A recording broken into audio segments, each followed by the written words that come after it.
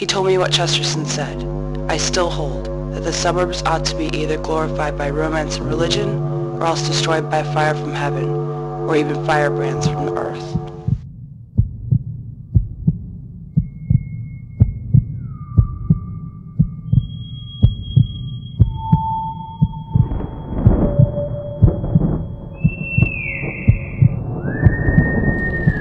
At T0, they vehemently reject their context by building negative space, to where the ground is 45 feet higher than the street, flush with the rooftops of the other buildings.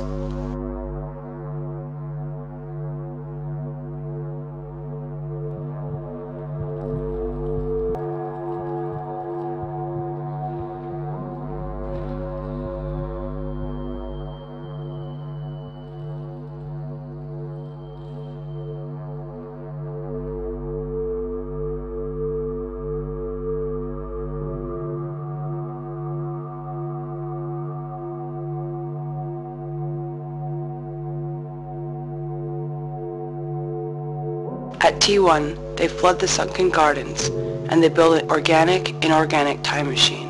Part parasite, part host, part skeleton, part muscle, part past, part future.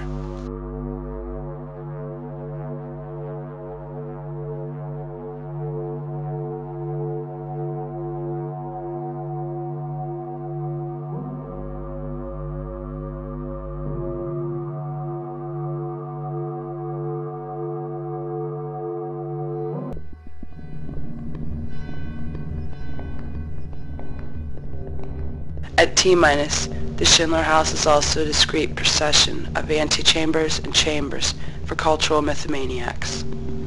At T8, the program of the vacant lot is only a foundation for something to come, but its experience lives in a reflective state of synchronicity with its counterpart at street level, not unlike a dying memory and living ruin.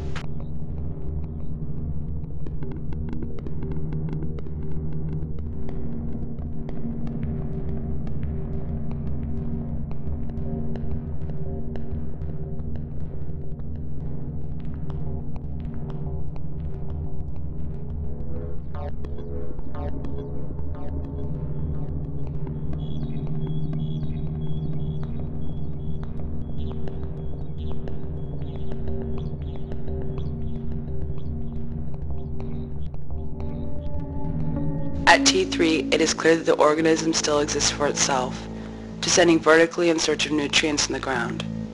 It will eventually create the compound machine by allofusion, becoming increasingly solid through a dense aggregation of interwoven roots.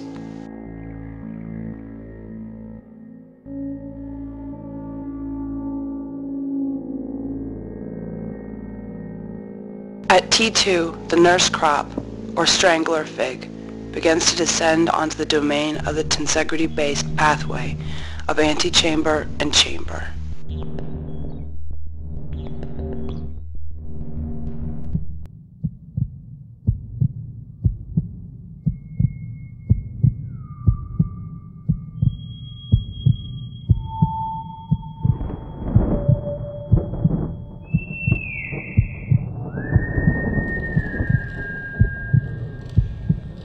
It steadily gains strength as it builds toward T8, when its structural capacity will have increased more than 8,000-fold.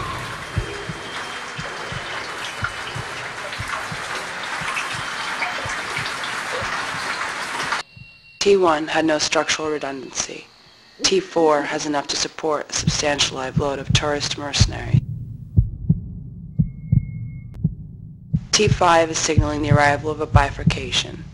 The machine no longer needs its inorganic parts for support, though it will use the parts to supply its growth with iron nutrients.